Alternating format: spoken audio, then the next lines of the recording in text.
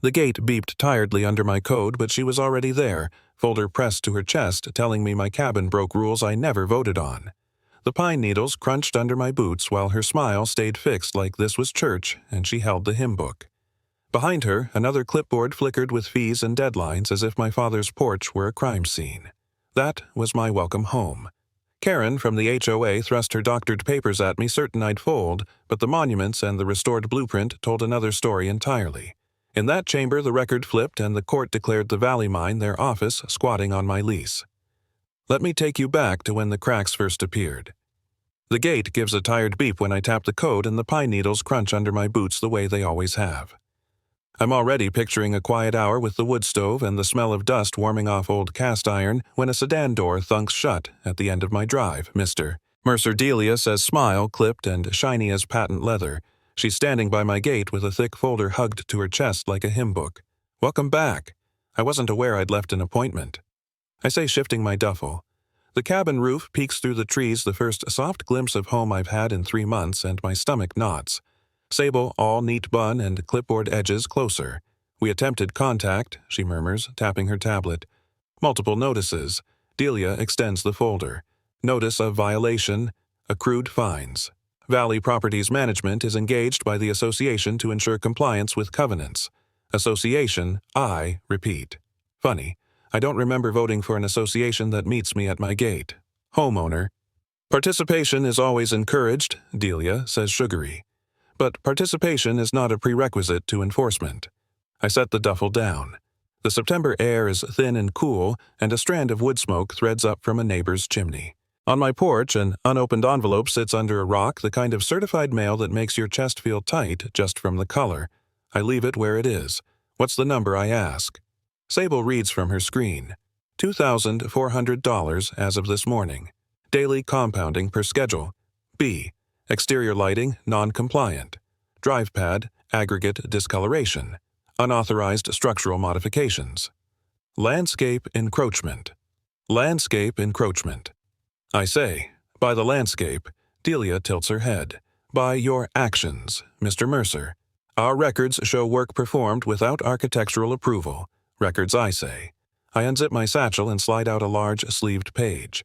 The paper is yellowed at the edges, crisp in the middle. The original cabin blueprint, my father's long, careful letters curling in the margins, beam spans, stove clearance, a date in the corner, like a promise. Prop number 1, intact. My architectural approval predates your clipboards. Sable leans in despite herself. That's hand-drafted. Original, I say, filed with the county the year Carter left office. This cabin grew up under those lines. Delia doesn't touch the blueprint. She doesn't have to. Charming, but obsolete. The board adopted updated standards, and you are out of compliance. We're here in good faith to avoid escalation. What exactly is Valley Properties, I ask? You wear the HOA like a hat, but the logo on your folder says otherwise. Third-party community management, she says. We apply the covenants uniformly. It protects everyone's property values. My property value is peace and quiet, I say. And not being shaken down at my own fence after a divorce that ate everything but the bad coffee maker. Her smile doesn't move. I'm sorry for your personal challenges. They don't affect enforcement. Let me see the pages, I say. She opens the folder. The paper is bright white and smells faintly of toner. Each page carries the Valley Properties letterhead, a watermark that looks official from 10 feet away, and the same clipped tone as Delia's voice. Sable points to a block of text. Here she says, Pursuant to Article 5, Section 3 of the Covenants, the Association may levy reasonable fines for continued non-compliance after written notice. Written notice, I say, glancing at the envelope on my porch. Under a rock. We left door tags as well, Sable says. You were unavailable. I was working through a mess in Denver, I say, but I still check mail. If you had something to say, you could have said it without staging a welcome home parade. Delia tucks a loose hair behind her ear. Let's be efficient. You have 72 hours to correct the violations and remit payment of the current balance. After 72 hours, this matter moves to formal escalation. 72 hours, I say. The words click in my head like a timer starting. And escalation means what foreclosure? You going to put my grill in storage, too? Escalation means additional remedies per the covenants and applicable law, she says, crisp as ice. I suggest starting with the exterior light fixtures, also the driveway, and the unapproved fencing extension by the north slope. That fence keeps elk from eating my lilacs, I say. I'm willing to negotiate with the elk. Humor can be useful in de-escalation, Delia says. It doesn't replace compliance. The gate beeps again behind us. Late sun catches dust floating in the air like flecks of mica. Sable's tablet makes a small sound, one of those polite corporate pings, and she glances at it. Background review complete, she says softer, as if she can slide it past me. Recent divorce employment transition credit score decline. I feel my cheeks go hot, and that's relevant because...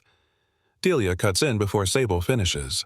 Because Valley Properties coordinates with county partners to assist homeowners toward resolution. We apply a standardized enforcement protocol. It's better for everyone. Everyone who I ask. Because from where I stand, it's better for you. She closes the folder again, neat as a ceremony. We're not your adversary, Mr. Mercer. You're standing between me and the key to my door. Delia's voice warms by a 1/4 degree. Consider us your reminder service. Fix the items, pay the assessed amount. We'll consider the matter resolved. You're not leaving the folder I ask. Oh, you'll have digital copies, Sable says. We emailed. I look at the unopened envelope on the porch, at the small bubble of sap hardened on a railing post at the places where my father's handwriting is darker, pressed harder as if to make the ink outlast time. Give me the 72 hours in writing, I say, without the passive voice. Delia glances at Sable. Draft a summary. Sable's thumbs dance. Scent. I let the silence breathe for a moment. A jay scolds from the trees. The smell of someone's grill drifts clean and sharp. The cabin window reflects the three of us like a photograph I don't remember taking, 2 tidy silhouettes and one tired man with a blueprint in his hands. What happens if I disagree with your authority? I ask, hypothetically. Then Delia says we follow phase 2 of our protocol and involve county code and safety for independent verification. Independent, I repeat. Of course, she says. Forgive me. I say if I don't take independence from a folder that has your logo on every page. Her smile returns to its original setting. 72 hours, Mr. Mercer. We're trying to save you late fees. Sable holds out a laminated card. Here's the portal login. You'll see the balance and the items to address. I don't take the card. I'll see what the county says my cabin is before I see what your portal says. And it's Valley Cabin, I add, before I can stop myself. It was that before your company learned my name. Delia pivots polished flats, making no sound on the gravel. We'll be in touch. Enjoy your evening. It's already a classic, I say. They walk to the sedan. The door shuts with that expensive hush that only certain cars achieve. When the engine turns over, a faint bass note hums through the trees, and then the taillights are a pair of dull cherries slipping down the road. I climb the steps, pick up the certified envelope, and feel my pulse in the crease between thumb and paper. Inside the satchel, the blueprint's acetate sleeve squeaks against the folder Delia tried to leave behind. I set both on the kitchen table, my father's lines facing up, their printed letterhead facing down, and stare at the 2 futures they propose. 72 hours, I say to the empty room. The wood stove ticks as it cools. Out to the window, the valley carries the last light like a held breath. I slam the cabin door and lean my back to it, the folder heavy in my grip, wondering who really owns my valley. The drizzle doesn't so much fall as hang, turning the dirt road to paste and the air to steel wool. When I open the mailbox, a rectangle with a red stamped lien glares up like a bad grade. The paper is damp at the edges, the stamp ink bleeding. The mail courier lifts his chin from the truck. Certified yesterday, he calls. They wanted a signature. I told them you were out. I was out for 1 minute, I mutter, sliding a thumb under the flap. More coming, he adds, lowering his voice like the rain can eavesdrop. Folks say county inspectors are headed up the ridge, different trucks than the normal ones. Thanks, I say, because I was raised that way. Inside the kitchen, light hums. The fluorescent tube flickers like a nervous eye. I put the kettle on, set the lien on the table, then flatten it with my palm to stop the curl. The letterhead makes a tidy triangle at the top, Valley Properties Management. Below it, smaller on behalf of Pine Valley Homeowners Association. No signatures, just a scrawl that could be anybody's initials. I read the first sentence out loud to keep my hands steady. Notice of lien and intent to accelerate. The kettle ticks as it warms. I scan the blocks of dense text, then stop on the legal description. Parcel 9-17-40207. That's not my parcel, I say to the buzzing light. I'm 05. I take a pen from the jar and circle the number hard enough that the tip snaps. I switch pens. 917-402-07. I read again slower as if the numbers might volunteer to fix themselves. The letter continues with a list of fees and a phrase about continuing violation and accruing interest per Covenant's Article 5. My phone screen is a small gray mirror. I dial the number at the bottom of the letter. Valley Properties homeowner support a woman's recorded voice says, "Please listen carefully as our menu options have changed." I punch 0. "Good morning, this is Taryn," says a new voice, bright as a service bell. "How may I assist you, Mr. Mercer?" I say. "Hail. Mercer, I'm calling about this lien." "Thank you, Mr. Mercer," she says. Keys chatter on her end. Account verification. "Can I confirm your address?" I recite it. The drizzle picks up. The roof starts to hiss.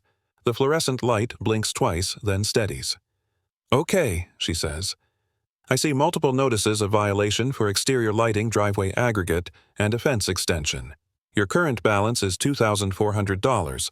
A lien has been recorded. Recorded. I grip the edge of the counter, as in, with the county. "Yes, sir," she says the sir. Polite, but not personal, per our standardized procedure after non-response. "I was out of town," I say. "And the parcel number listed on this lien is wrong. This says 07. My parcel ends in 05. She hesitates the way someone does when their script doesn't have a line for this. "Our system uses the parcel number provided by the association. Then your system is wrong. Fix the number and send a corrected notice." "I can make a note," she says. "However, the lien is valid based on the owner name and address. You can't just pick any numbers that feel good and call it legal," I say. "Also, what does intent to accelerate mean in this context?" "It's defined in your mortgage," she says, voice settling into a slower cadence. "Generally, default or insurance issues can trigger." "I pay my insurance." I say too fast. "I pay it every month. Sometimes cancellation occurs due to compliance," she says. "I don't have access to your insurance file." The kettle starts to scream. I pull it off the heat and set it on a cool burner. The sound dies like a hurt animal. "Listen," I say. "You're about to make a serious mistake. You've got the wrong parcel number. You filed a lien with the county. That's a problem for you, not for me." "I understand this is frustrating," she says. "I can escalate your case to a supervisor. Standard policy allows 72 hours for homeowners to—" "Don't say 72 hours, I say. I heard it last night from your field team. Say something human. A beat.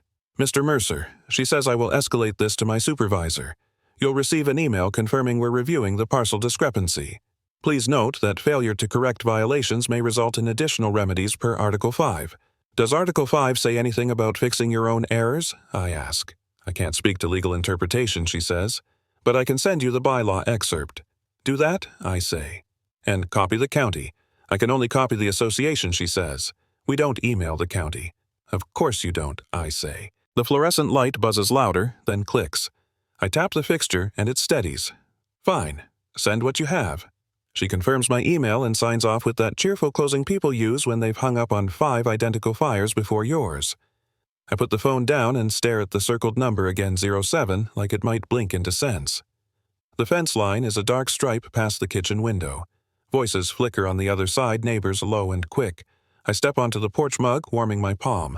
Mrs. Norris from 3 lots down turns when I reach the rail. "Heard they're bringing county inspectors," she says, one hand on her dog's collar. "Not our guys, the suited ones. Today, I ask." "Could be this week," she says. "My cousin in town saw emails going around. Something about Phase 2 coordination." She lowers her voice. "You okay, Hale?"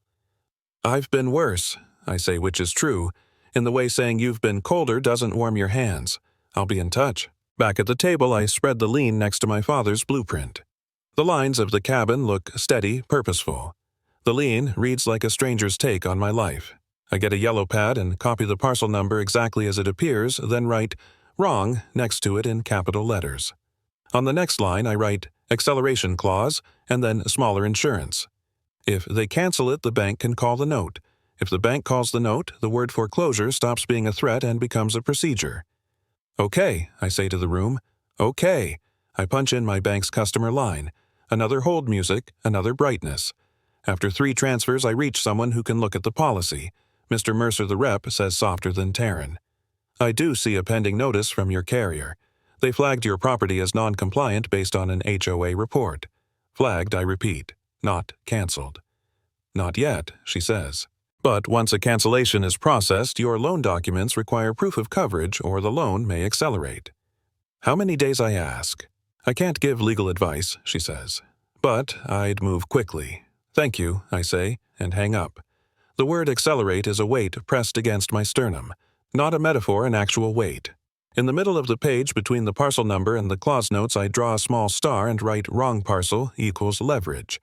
It's not hope so much as friction, something to slow the slide. The rain thickens. The roof is a steady drum. I go to the window for air and pull the blind with 2 fingers. Across the road through the sheets of water, a black sedan idles. The wipers swipe, pause, swipe again. Whoever's inside never looks my way or looks constantly. It's impossible to say. I hold the blind where it is until my hand shakes from the angle. The fluorescent light buzzes behind me a bee that can't find the door. Somewhere a phone pings with a new email. Phase 2, I say, and let the blind fall. I hear you. The diner's bell gives a tired jingle as I shoulder in with the folder. Bacon fat hangs in the air. The jukebox hums something from the 80s like it's trying not to be noticed. Maeve is already in a back booth, gray bob tucked behind one ear. My violation folder spread open and decorated with sticky flags. You brought your homework, I say. I graded it, she answers, sliding a mug toward me. Drink before you read my comments. I sit. The vinyl seat sighs. How much trouble am I in? She taps a paragraph with her pen. Depends which world you live in. In theirs, this reads like a summons. In ours, it's a private company cosplaying government. I run a finger along the letterhead. You used to be kinder when you were a detective. I was never kind, she says. I was thorough. She clears her throat and reads aloud, flattening her voice to match the page. Pursuant to Article 5, Section 3, the association may levy reasonable fines. Notice how it stacks official-sounding nouns association levy pursuant. Feels like court isn't court. Is that on purpose, I ask? Language is a tool, she says. They're good with tools. She flips to a second page. Here, intent to accelerate. That's not HOA talk. That's mortgage talk. They're borrowing vocabulary to sound taller. The waitress drops off eggs and potatoes. You kids want more coffee? We're kids now, I say. Maeve smiles without moving her eyes from the page. Top him off, Lisa. He's about to learn a new hobby. When the waitress wanders off, Maeve lowers her voice. You have 2 clocks running HOA fines and bank patience. You can't pay your way out of this. You have to puncture it. With what I ask. She swivels the folder so I can see the neon flags. The parcel number error buys time.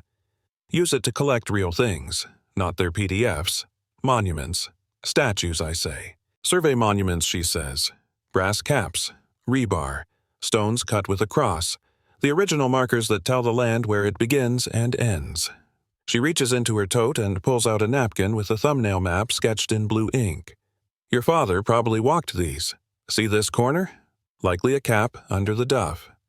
If Valley Properties drew lines off a later map or a sloppy replat, the monuments will embarrass their paperwork. I have the original blueprint, I say. That's a love letter, she says. We need a birth certificate. I sip coffee that tastes like pennies and heat. How do I find them? You borrow my metal detector, she says. And you walk. Early morning before anyone gets curious. She slides a photocopy of a county index across the table. This is the township range map. Not detailed, but it tells you where to start. If you find monuments, you take photos with a scale ruler coin your boot, anything to show size. Geotag if your phone doesn't hate you. It hates me, I say. And my thumbs. She gives me a flat look. Then write dates and bearings on paper like a grown-up. I point at a block of text in the violation. What about this Phase 2 thing they keep saying Sable hinted at county inspectors? Coordination, she says, tapping her pen against the table. Private actors love to say county like it's an uncle at Thanksgiving. Sometimes it is. Sometimes it's a cousin they hired to wear a county jacket for a day. Either way, don't let them define the ritual. If they want ceremony, we'll pick the stage. Ceremony, I repeat. Public is your friend, she says. Sunlight makes people careful. I rub a thumb over my father's long-ago notes on the blueprint copy. I thought coming back would be quiet. It can be quiet later, she says. Right now, it'll be work with a soundtrack. The jukebox obliges with a guitar twang. I glance at the door without meaning to. If I do this, if I find the monuments, what then? I wave them around at the grocery store. You give them to someone who speaks land, she says. A county surveyor who still believes in the job. We get an opinion letter.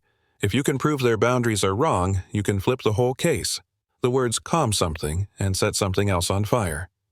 Flip it how? You shift from defense to offense, she says. Your lien becomes their problem. Their authority becomes your question. And if the monuments aren't where we think, I ask. Then we find something else, she says.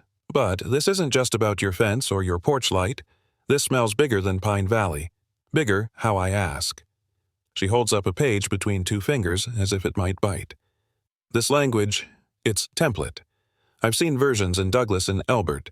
Someone trained people to say the same words in the same order. That's a program, not a neighbor. I let that sit. Lisa drops a fresh pot on the warmer. A little coffee sloshes and burns, and the smell sharpens. So, I'm in a club I didn't join. You can resign, Maeve says, by making it expensive for them to keep you. I slide her napkin closer. Her sketch is basic. 4 lines a creek, scribble a star where she thinks an old cap might sit under leaf litter. She's written SE corner and circled it. You drew a star for luck, for sight, she says. When you're crawling in duff with a flashlight, you forget the shape of the world. A silly star helps you remember you're chasing geometry, not ghosts. I laugh despite myself. How many cases like this did you see? Too many, she says. Not enough that anyone learned. She caps the pen. I'll walk the first line with you if you want, but it should be you, because it's my land, I say, because it's your story. When you speak later, she says, you'll be asked and your eyes will tell on you if you're repeating a speech I wrote. You need to feel the brass under your boot. Under my boot, I echo. All right. Maeve tears the napkin in half, writes her number on the blank side, and pushes both pieces across. Left half is your map. Right half is insurance in case you lose the left half. That's not how insurance works, I say. It is today, she says. Also, call the bank and tell them you dispute the lien and the parcel number. Ask them to note your account. It doesn't save you, but it slows their appetite. Slowing appetite, I say. I can do that. She gathers the folder, taps it square, and slides it back to me. You don't have to win today. You have to not lose this week. I look at the blueprint again. My father's pencil pressed harder where he was nervous over the beam above the door, over the hearth. He would hate this. He would build something to fix it, she says. Outside, the clouds bunch low over Maine. We leave cash on the table. The bell jingles again when we step out into the cold, and the diner door closes on coffee warmth and fryer noise. Call me when you find the first cap, Maeve says. I want to hear you describe it before you send a photo. You have a thing for adjectives, I ask. For truth told in small words, she says. It holds up better. She turns left. I go right. The wind lifts the corner of the napkin in my pocket. Across the street, Delia stands by a parking meter with her phone to her ear, coat turned up against the chill. She looks straight at me while she listens to whoever is on the other end, the way a person looks at a chessboard they've already decided they own. I look back until she breaks eye contact. She doesn't. The phone keeps talking. The traffic light cycles. My breath smokes. And then I walk on because there's a brass star in my pocket and a line in the dirt waiting to be found. Snow freckles the window like static when the county email lands with a soft chime. I click it open and the scan blooms across my screen. My father's signature blurred to a gray bruise. Boundary lines fatter than they ever were. I call the number in the footer. Zoning desk a man answers, breath fogging against the phone like he's standing near a door. This is Hale Mercer, up on Ridge Spur, I say. You just emailed a permit for my cabin, the one marked non-compliant. A pause. Paper rustles. Pulling it up. 1 second. His keys clack. Okay. File date. Scanned last spring. Notation, retyped for legibility. Legibility. I swivel the desk lamp toward the printout I made. The lines are different. The porch shows as an addition. It wasn't. And that signature retyping is standard for readability, he says, not unkindly. We sometimes replace faded lettering. You replaced measurements, I say. You moved a line. He clears his throat. Mr. Mercer, I'm a clerk, not a surveyor. The scan reflects what's in our digital file. Who retyped it? Note says contract vendor, he says. A backfile project. My lamp hums. Snow grains across the dark like sand shaken from a sheet. I press the printed scan beside my father's original blueprint. The old paper is steady, the pencil marks faint but alive. The scan is a cartoon with a corporate haircut. I've got my original here, I say. Hand-drafted, filed with the county in 1979. Are you telling me a vendor can retype it into something else and your system calls that official? We keep the originals, he says quickly. This is a courtesy copy. It's a courtesy that says I broke the law, I say. The stamp in the corner says non-compliant. That stamp is a system overlay, he says softer now. It reflects current zoning, not necessarily past approvals. Which means, what in plain talk? In plain talk, he says it means if you built it in 1979 and it was okay, then it might not be okay now without updates. My porch hasn't moved, I say. Your retyped world did. He exhales. Look between us. These files were retyped last spring. A lot of homeowners have called. We tell them to submit a request for a records check and a site review if there's a dispute. A records check by the same vendor who made this mess. By the county, he says, and the way he emphasizes the word makes me wonder if he believes it. Do you want the form? Email it, I say, and a name. Anyone who still believes in paper? I'll put you with Rodriguez, he says after riffling. Survey. He's particular. Particular sounds like a compliment, I say. It is, he says. I'll send it now. The email pings before we hang up. The form looks like a tax return married a crossword puzzle. I fill my name parcel, everything they can't claim is missing. When I get to describe the discrepancy, I type scan shows altered lines, original attached. Then I highlight it because pettiness sometimes keeps a person warm. Halfway through attaching photos of the blueprint, a tap comes at the storm door, a neat, impatient rattle. I look up to see Delia's smile framed in condensation. I open the door an inch. You're persistent. I'm punctual, she says, stepping back into the snow's soft hiss. She lifts a page in a clear sleeve and wiggles it with glove-pinched fingers. Have you seen the county's updated permit? It clarifies your non-compliance. I've seen their cartoon, I say. Mr. Mercer, it's a county record. Retyped by a vendor, I say. You're friends. She blinks like a cat. We work with many professionals.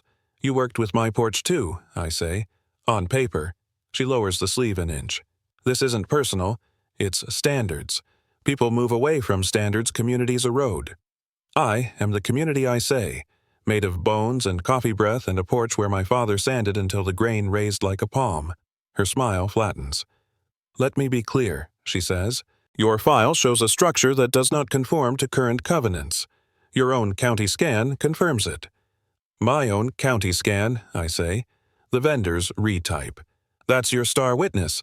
It's better than a yellowing drawing from last century, she says lightly. I hold up the blueprint edges crisp under plastic. This yellowing drawing is a map of truth. It's older than your logo. Delia glances past me into the room where the desk lamp halos the two papers like a before and after ad. She doesn't come in. She doesn't have to. She knows the effect. You have neighbors, she says, conversational as weather. They care about their values, about order. They don't like surprises. I'm full of surprises, I say. Not the kind they enjoy, she says. Snow dots her hair.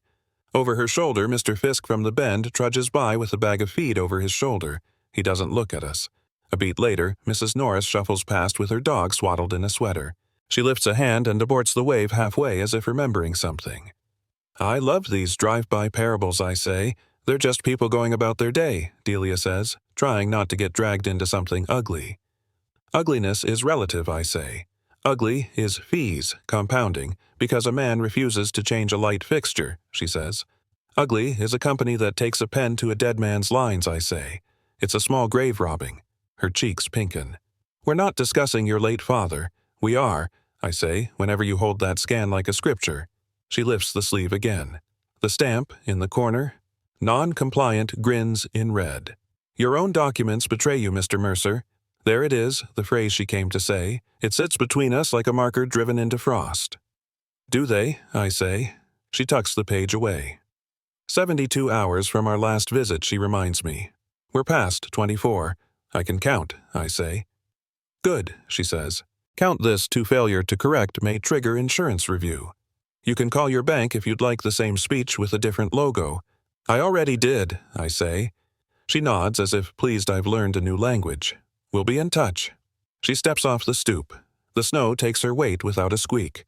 I close the door. It clicks louder than usual.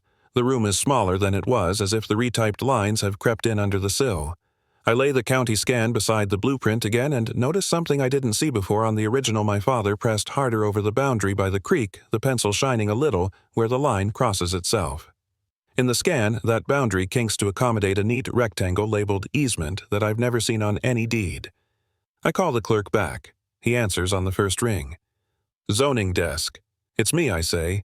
Hail, Mercer. Your scan shows an easement that doesn't exist on my deed. I can't speak to deeds, he says. That's recorder, not zoning. Give me recorder. He transfers me, apologizing, while the call purls from one hallway phone to another. Recorder picks up. I give my name. I spell my father's. The woman on that line is older. Her typing sounds like a conversation with herself. Original deed shows no easement, she says after a minute. A later map survey references possible access, but it's not recorded against your parcel. So the scan imported fiction, I say. The scan imported somebody's assumption, she says. That's the danger of retyping. Old smudges look like new lines when the hand is sloppy. Who can fix that, I ask. Survey, she says. Rodriguez. Make him look at the monuments. The snow hisses a little louder, like the whole night is shushing me. I thank her, hang up, and ease into my chair. The blueprint crackles old paper speaking. The acetate sleeve has split along the fold.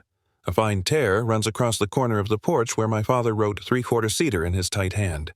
It wasn't there yesterday. It looks like a crack on glass. I'll fix you. I tell it, and I don't know whether I mean the paper or the damage it names.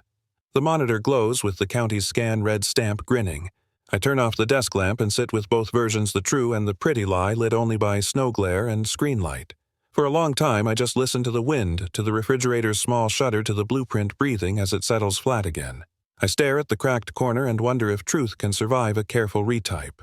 The BBQ pavilion roof hums with evening heat, and the string lights we zip-tied last summer blink on one by one cheap pearls against a lavender sky.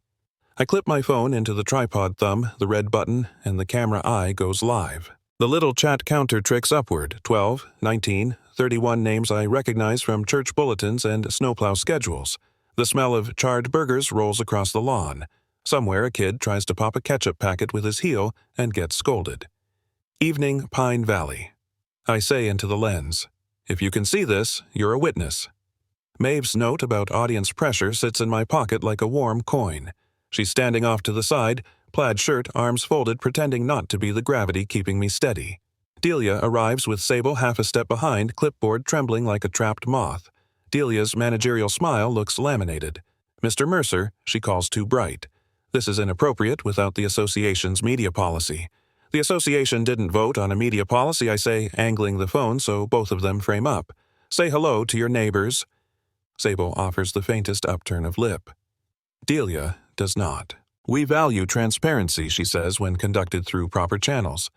That sounds like a channel marked off, I say. Tonight, we're trying on. I tap my screen. The live stream fills with bubbles. Norris 3, who gave Valley Properties authority. Fisk Grain, did anyone here vote for them? Marcy Hikes is the lean real town. Dad. Let him talk. Artifacts first, I say, then questions. I swipe to a photo, an iron cap flush with dirt letters scabbed green with age. This is a survey monument on my southeast corner. Original marker. The land remembers its edges better than our PDFs do. Maeve murmurs just for me, slow your breath. I hold the phone closer to the printout. The scale card I made from a cereal box sits beside the cap with 2 in, Sharpied on it. This cap lines up with the old township range diagram, not the retyped stuff we saw last spring. The county clerk acknowledged vendor legibility work. When you legibilize a boundary, it slides. Delia steps nearer the tripod. Please remove that image if it includes county materials. There are reproduction restrictions. This is a photo I took with my boot in frame, I say. My boot has no watermark. The chat fizzles faster. Jude Choir, that's his corner, BBQ Pete. Ask them who hired the vendor. Lakeside Mom, I got the same non-compliant stamp. Pantry Gal, did anyone approve fees like this? I unroll the acetate sleeve and lift prop number 2, the blueprint, so the camera can catch the crack running through the porch corner like a thin river. This is my father's original drawing, intact until last week. It cracked where the new scan claims an easement. Delia's voice tightens. Mr. Mercer, you're misinforming the public. Modernized records do not invalidate standards. A teenager, off camera, mutters, "What does that even mean? Here's what it means, I say. If these lines are wrong, the fees are wrong. If the fees are wrong, the lien is wrong. And if the lien is wrong, the escalation is fraud with letterhead." Sable clears her throat. "The portal shows portals don't outrank monuments, I say. More bubbles. Trail runner, say it plain hail. Norris 3. Are we all targets? Skate Connor. My mom says they can't just make up maps. Choir Jude. Read the stamp again." I turn the blueprint so the stamp on the county scan, non-compliant, fills the frame. This overlay arrived months after my first notice. The parcel number was wrong. Twice. The bank confirmed insurance review based on HOA report. That's not governance. That's a funnel. Delia reaches out fingers snatching at the sleeve. "Stop waving counterfeit documents, Mr. Mercer. They're yours, I say. They're ours," she corrects, cheeks bright, "and you are cherry-picking inaccuracies to confuse your neighbors." The pavilion crowd murmurs. Someone coughs. A spatula clanks in an empty pan. I keep my voice level. "Who authorized Valley's Properties to act for Pine Valley?" "We are engaged by the association," Delia says. "By what vote, I ask? What meeting? Where are the minutes with names?" Sable flips pages like she's looking for a rabbit to pull. "We can provide a policy packet upon request," she says tinny. "Per schedule, B." The chat detonates. Fisk Grain, we never saw a vote. Marcy Hikes. Post the packet. Town Dad, meeting link, Norris 3. Who signed the contract? Delia's smile chips. "This spectacle is irresponsible. It's a skateboard with a camera, I say. Irresponsible is a lien with the wrong parcel number." She takes one more step and grabs the edge of my blueprint. The sleeve squeals. The crack widens a hair. The phone's mic picks up her breath. "Hey," I say and pull back, careful not to tear it. "Hands off." Her voice leaps an octave. "You're lying. This building is ours." The words hang like a bell note. Even the kid with the ketchup stops moving. I blink. "Our what?" She falters, eyes flicking as if she could retrieve the sentence from the air and put it back. "Our office," she amends too late. "Our office building is lawfully leased. Leased from whom I ask." Silence. The chat goes, "Farrell BBQ Pete. Did she just say, the office is ours?" Jude, Choir, "Whose land is that office on Lakeside, Mom?" Wait, does he own the entire valley? I let the question hang, not smiling. "We'll let the county answer that tomorrow," I say. "But for tonight, neighbors, please note, Delia just claimed Valley Properties office as ours. In the same breath, she called these documents counterfeit. You can't have it both ways." Delia's voice shreds. "End the stream. You end the scheme." Someone mutters from the picnic tables, quieter than the mic, but loud enough for the circle around us. Maeve steps forward half an inch, not to shield me, just to be seen by the lens. "Folks," she says, steady as an unspooling tape, "bring your notices. Bring your scans. If you've got a wrong parcel number, circle it. If you've got a fee you can't explain, tag it. Tomorrow is public. More bubbles. Pantry gal, what time? Trail runner, I'll be there. Fisk Grain, bring coffee. Norris 3, bring chairs." Delia tries for soothing and lands on shrill. "There will be no public anything without proper authorization." A sound from my phone interrupts her ping, sharp and clean as a dropped dime. A banner slices the top of the screen. "County notice emergency hearing scheduled. Attendance requested, Fire Marshal Surveyor, Rodriguez Valley Properties, Pine. Valley residents." Sable reads the words as they appear, lips moving without sound. I tilt the phone so everyone can see the notification, including the camera. "There's your authorization," I say. The chat floods. "Town Dad, we go public. Marcy Hikes. See you at the council room. Choir Jude. Bring that cracked blueprint. BBQ Pete, popcorn's on me." I end the stream with a thumb press that feels like setting down a weight. The pavilion exhales. Behind the grills, the sky has turned the particular blue that means the temperature will fall faster than you're ready for. Delia doesn't move. Her smile has slid off somewhere I can't see. Sable touches her elbow like she's reminding a statue it's supposed to be a person. Tomorrow, I say to them, to Maeve, to the faces still shivering with the thrill of a clean fight, let's get the stage right. The county chamber smells like disinfectant poured over old carpet and yesterday's coffee. Fluorescent lights buzz a thin, unkind note over the wood paneling. Folding chairs complain as neighbors shift and settle. At the front table, a small recording device blinks red hearing transcript logged live. Maeve gives me a nod from the back row, chin down, hands folded over her purse as if she were praying for geometry to behave. By the dais, a leather case rests upright against a chair leg. The brass corners are scuffed, the handle polished by 1,000 grips. Rodriguez, the county surveyor, touches it like a person touches a good violin. The fire marshal clears his throat. "Let's come to order." His voice is steady as a plumb line. He wears the kind of uniform that looks more like a promise than a threat. His badge catches the humming light. For the record, this is an emergency hearing regarding occupancy and access at the Valley Properties office building and related matters noticed by Pine Valley residents. Delia sits 2 rows ahead of me, posture perfect but not comfortable. Beside her, Linda Miller, all blazer and jewelry that thinks it's subtle. Linda's eyes are calm the way a countertop is calm. Parties present, the marshal asks. Valley Properties Management. Linda says standing. Her voice is warm, even practiced. Here to clarify misunderstandings and confirm compliance. Homeowner Hale Mercer. I say, and the room turns its face for a second. I feel the nakedness of a microphone without the comfort of a mic. Here to ask the county to look at the land instead of the letterhead. The marshal nods once, writes something, and gestures to Rodriguez. Survey. Rodriguez rises with the care of a man who knows how much paper can hurt. He opens the leather case and pulls out a roll of maps, a photo board, a small steel ruler. He lays them out like instruments and looks over our heads to the recorder. For the transcript, he says these exhibits include monument photographs, bearings, and chain of title references. Delia whispers to Linda. Linda doesn't answer. Rodriguez points to the first photo, an iron cap half swallowed by dirt letters greened with time. Southeast Corner Township 7. South Range 70 West, he says. Found as set per 1979. Bearing calls match original field notes. He slides his ruler against a printed line and taps the numbers with a fingernail. Distance agrees within tolerances. The fire marshal raises his hand.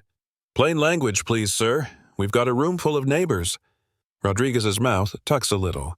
Apologies. The original survey monuments are in the ground where the old records say they should be.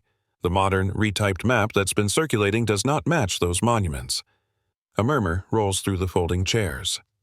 That discrepancy affects building location, the marshal asks. Yes, Rodriguez says. He places a second photo beside the first, my boot, my cereal box scale, the cap like a coin from a lost country. The boundaries defined by the monuments extend the ground lease beyond the contemporary commercial plat. Mr. Mercer's lease covers the commercial block, including the parcel where the Valley Properties office currently sits. Delia makes a sound like a breath skating on ice. Linda's hand tightens around her pen, but her face doesn't flinch. The recorder's red light keeps blinking. The room smells more like coffee now, someone having pried open a thermos. I feel the world tilt the good kind, like when you crest a long hill and the town spreads out and names itself. Linda rises. With respect, the retyped maps were provided by a county vendor and used in good faith. We have a lawful lease. Rodriguez's eyebrows lift by an inch. Leases don't move monuments. He taps the photo again. Land law starts with what's hammered into the earth and signed when the ink was still honest. The marshal looks to the back where a uniformed clerk nods and passes him a paper. He reads, then clears his throat. We also have a concern about emergency access. A different hum crawls up my spine. Maeve leans forward just enough to be counted. Per code, the marshal says occupied buildings require clear legal access for apparatus. If occupancy stands on a disputed ground lease, and if access routes cross that lease without authorization, then occupancy may be unsafe until the dispute is resolved. He glances at me then, at Linda. That's not punishment, that's physics. Linda keeps her hands flat. We welcome safety, she says. We contest the premise. Premise has photographs, the marshal says not unkindly. And boots. Sable 2 rows behind Linda has her clipboard up like a shield. Her knuckles are white. Delia's cheeks have that high color that looks like health until you see the eyes. The marshal addresses Rodriguez again. For the transcript, state your conclusion. Rodriguez sets one finger on the cap photo firm, not dramatic. Conclusion, the original monuments and field notes are consistent with a ground lease area that includes the Valley Properties office site. The retyped map is wrong. Mr. Mercer's rights attach. You can feel a room exhale. And then a softer intake now, what? The marshal turns to Linda. Valley Properties will vacate until access and occupancy comply with code, effective immediately. Linda's calm develops a crack hair-thin but audible. We have staff records. You can take your people and your paper, the marshal says, just not the building. He looks at the recorder again and says slowly, for the red light. Unsafe occupancy, evacuate immediately. It isn't a shout, it lands like a stamp. For a second, the only sound is chair legs dragging as folks stand without meaning to, then whispers. Someone says, he did it, and someone else says, we did, and both feel right. Delia sways. Sable reaches for her elbow. Delia shakes her off. This is irregular, she says, but her voice is far away like a field you forgot on the other side of a hill. Linda finds her footing. We will appeal, she announces, projecting down the aisle. We will show our lease. We have acted in accordance with established partnerships. Partnerships aren't jurisdiction. Maeve calls from the back, the gentlest heckler in the county. A few people almost laugh from relief. The marshal wraps his knuckles lightly on the table, one at a time. He nods at me. Mr. Mercer, anything further I stand, knees feeling a year older than the rest of me. Thank you for looking at the ground, I say. I don't talk about my father or cracked paper or sleeplessness. I just let the sentence end when it has done its work. The clerk slips a printed page to the marshal. He reads into the recorder for distribution transcript excerpts available by request. Rodriguez's exhibits logged as County A through D. Evacuation order recorded. Next status conference set for 30 days. As we begin to break the doors at the back, bang open, not rudely, just the way doors do when the outside wants in. Two reporters slip through hair damp with the drizzle that has been falling since morning. Camera straps, notebooks, a question already cocked. Is it true, one calls that the Valley Properties office sits on the homeowner's ground lease? Are we looking at a test case for countywide management abuses? The word countywide is a bell of its own. Heads pivot. Phones go up. A neighbor mutters, it's going statewide, and the neighbor beside him says, it already did. Linda turns toward the camera, smile reconstructed. No comment during an active process, she says, which is almost a comment. Delia's eyes are glassy and somewhere else. Sable is crying without making a sound, tears an orderly line. Maeve reaches my side with the ease of someone who has walked this aisle before. You kept it human, she says. That's harder than it looks. I look at Rodriguez packing his instruments at the leather case closing with a click that sounds suspiciously like hope. The disinfectant smell has given way to wet wool perfume breath, the human soup you get when a town shows up for itself. A reporter steps toward me. The camera light blinks awake. Mr. Mercer, she says, can you say what's next? Due process, I say, borrowing the calm from the surveyor's hands. And coffee. The flash pops. The recorder's red light blinks. The hearing room, which has held so many small bureaucratic sorrows, hums with a new noise. Neighbors trading numbers, planning carpools to the office park for the evacuation, arguing over who brings donuts. The fight has left the ridge and is walking down into the state. I catch Linda's eye for a heartbeat. She looks away first. Snow closes the road like a soft gate. By the time I make it home, the world has been reduced to 3 colors of white bark and the orange pulse of the stove in the front room. I set the blueprint on the table and ease it flat. The crease through this porch corner looks like a healed cut. The tape I laid along the tear catches the lamplight like a thin scar. I stand there longer than makes sense, hands on the table, the heat on my back making my coat steam. The room has that winter quiet where even breath feels too loud. When the knock comes, it's not so much sound as vibration through wood. Maeve edges in with her hip snow dusting her hat and the shoulders of a wool coat that looks 20 years too stubborn to retire. In one hand she carries a pie tin covered with foil. Under her arm, a manila folder, fat with clipped corners. I come bearing compensation, she says, holding up the pie. And paperwork. The pie's convincing, I say. The paperwork's dessert, she says.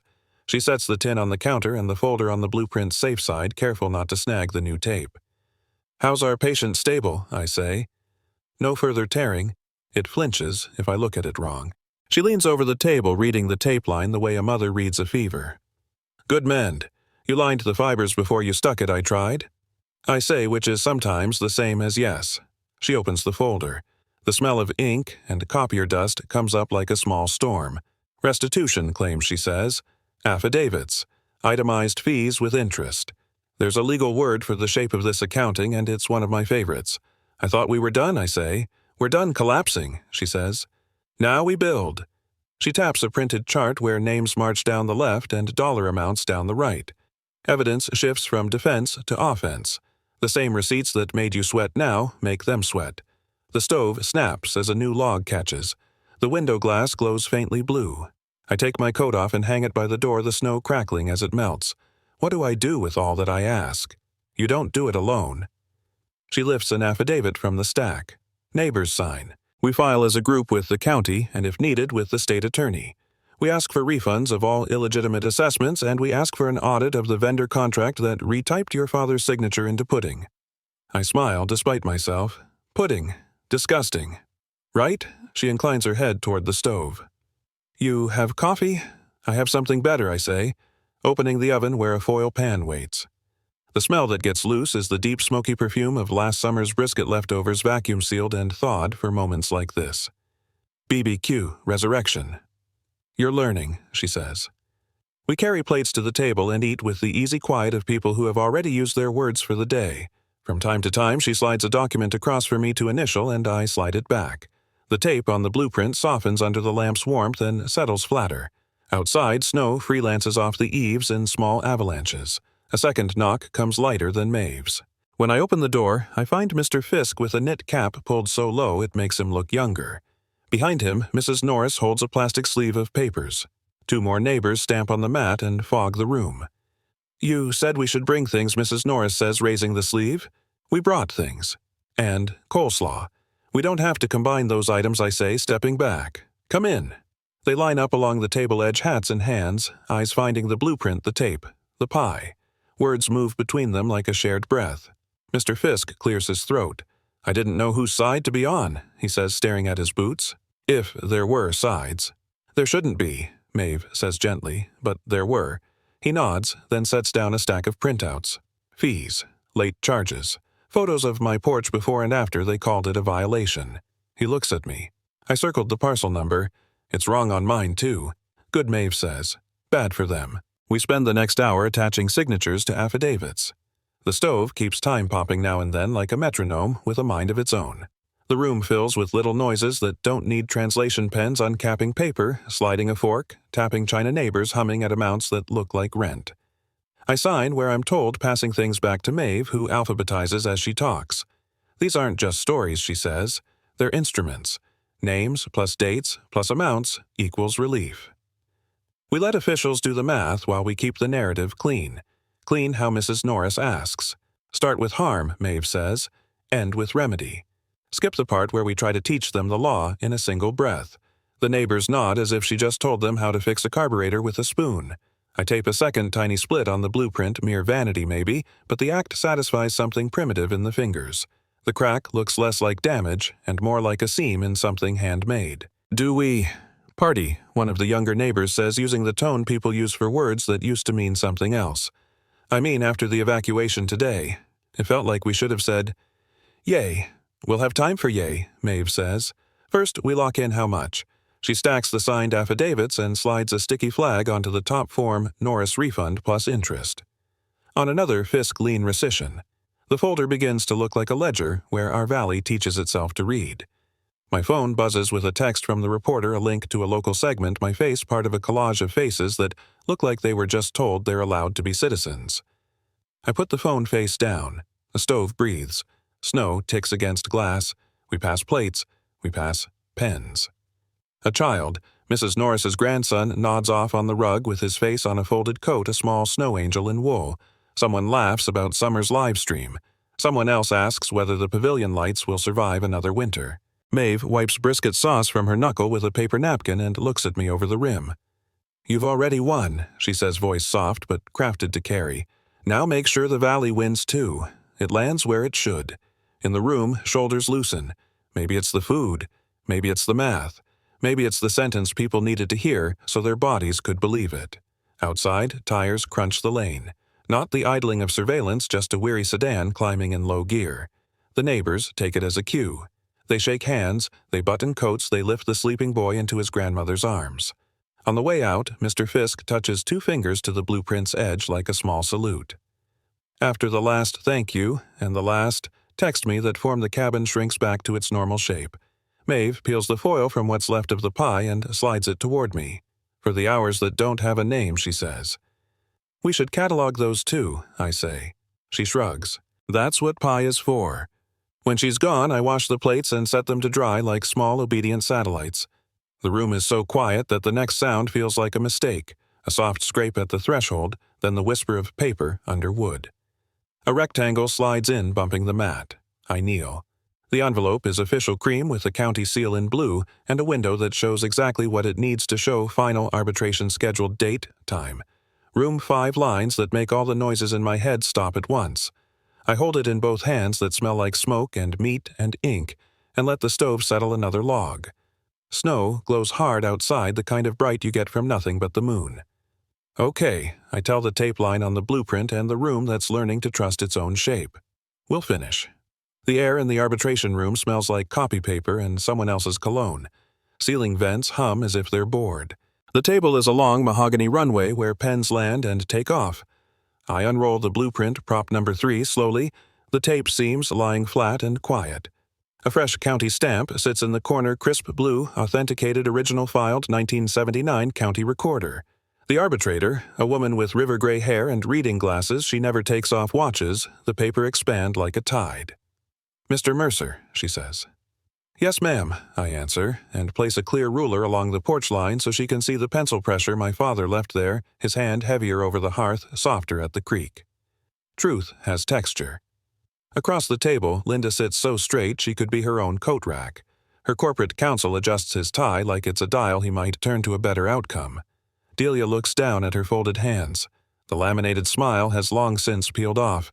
Maeve takes a seat just behind my shoulder, her pad open, pencil ready. She doesn't touch me. She doesn't need to. I can hear her note to me from the pavilion audience pressure and feel the room comply. For the record, the arbitrator says we've stipulated that the county surveyor's exhibits A through D confirm original monuments. We've accepted the recorder's authentication of the blueprint. Her eyes move to Linda. We are here to decide liability and remedy. The court reporter's machine chirps musical nonsense as her fingers dance. Community reps line the back wall jackets still damp from an early rain. I recognize Fisk Norris, the high school choir director. It's a thin crowd for a weekday in Denver, and somehow still a full room. Linda clears her throat with professional grace. Valley Properties acted in reliance on county-provided maps and standard industry practices. Any discrepancies are the result of clerical error by third-party vendors and do not rise to fraud. Maeve underlines something on her pad. I can feel the graphite move. The arbitrator tilts her head. Your internal emails, exhibits G through L, use the phrase pressure protocol. They also refer to target profiles. Please explain. Linda's counsel fields it. Industry shorthand, he says, not binding in tone. Maeve writes one word in my peripheral vision tone and circles it. The arbitrator looks at me. Mr. Mercer, anything to add before I review the findings? I lift the blueprint's corner so the stamp catches the light. Only this I say. Every time they said policy, a person paid. Every time they said standard, a porch became a crime scene. This is not policy. This is a drawing of a home. The land remembered the difference before we did. She nods, expression unreadable as a poker hand. She turns a page, lets a beat go by so the room can lay down its breath. On counts of fraudulent lien reporting, unlawful interference with ground lease rights, and deceptive use of altered records, she reads, voice low but steady. I find for the homeowner and the community. Her glasses flash once in the fluorescence. On the question of remedy, Linda sits forward. Delia does not. The panel accepts the proposed package negotiated with the county and the state attorney's office. The arbitrator continues. Valley Properties will be dissolved as a condition of resolution. A $3.5 million restitution fund will be created from corporate assets for Pine Valley and similarly affected neighborhoods to be administered by a court-appointed trustee.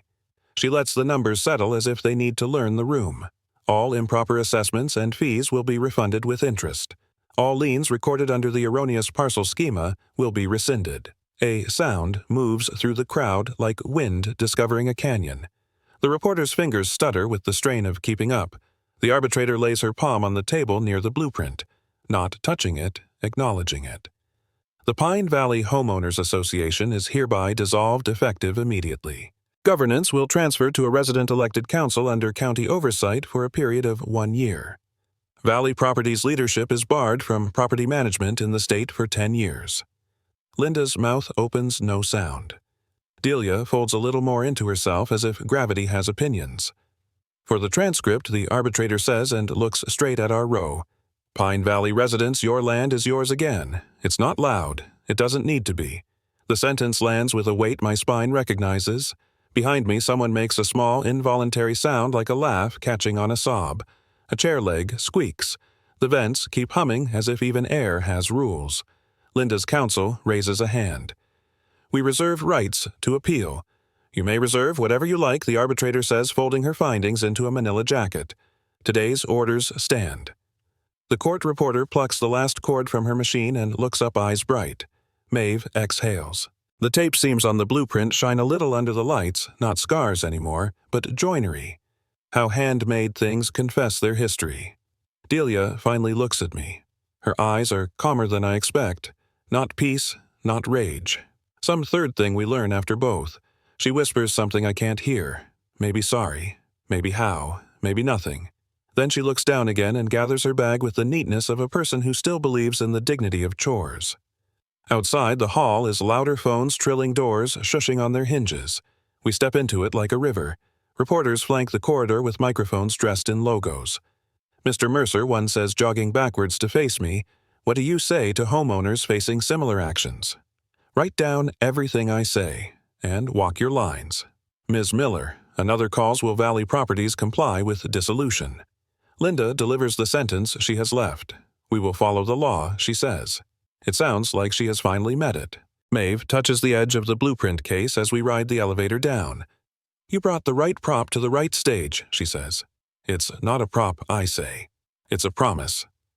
We exit into a marble foyer where sound behaves badly, bouncing in polite chaos. Through the glass doors, spring throws wet light across the steps and the low plaza benches. Kids have colonized the bottom landing with chalk in a bucket the size of a goat. Their hands are scarred with color. A girl in a denim jacket kneels and writes careful letters as big as her arm. Free, Valley. She dots the I with a star. Another boy draws a creek line that zigzags between the words like the boundary on my father's map. A toddler toddles through the chalk cloud and leaves shoe prints the color of sherbet. Fisk stands on the edge of the scene with a paper cup of courthouse coffee, smiling the smile of a man who's decided everyone gets to borrow his tools. Mrs. Norris cries like a polite rain. The choir director hums Amazing Grace under his breath without making a big show of it. No one tells the kids to stop. The trustee appointed by the court, a woman with a binder that looks like it could hold a small farm, introduces herself and talks dates and forms. People nod, write on clipboards, take photos of the chalk like it's a birth certificate. Council elections in June. Maeve says as if she's reading the weather. You'll hate meetings. I'll bring pie, I say. She laughs once. That's how republics survive. She taps the blueprint tube. Keep this out for a while. Let people see the stamp. Let them lay a hand on it if they want. Ceremony isn't just for courts. Community pressure, I say. Community release, she corrects. Different animal. Linda and Delia pass at a careful distance, their footsteps soft on the stone. Delia glances at the chalk stops and for a second looks like she might kneel. She doesn't. She rebuttons her coat. Linda doesn't look down at all. The breeze lifts.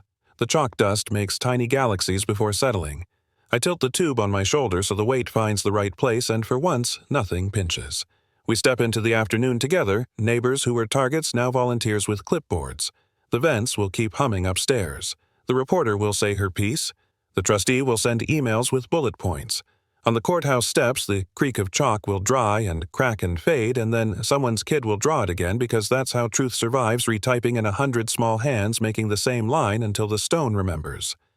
I look down at the letters one last time. Free Valley glows in cheap color. Let's keep it that way, I say mostly to myself, and the chalk agrees by doing what chalk does best, holding still long enough for the next hand. The afternoon sun spread across the courthouse steps where children's chalk still glowed, and I could almost hear the valley breathe again. I carried the restored blueprint, prop number 3, like a promise finally honored, its taped seams proof that what cracks can also be mended. What began as a lonely defense became a communal ceremony. neighbors reclaiming not just deeds, but trust. We learned that boundaries are more than lines on paper. They're the stories we protect together. Justice isn't loud, it's steady.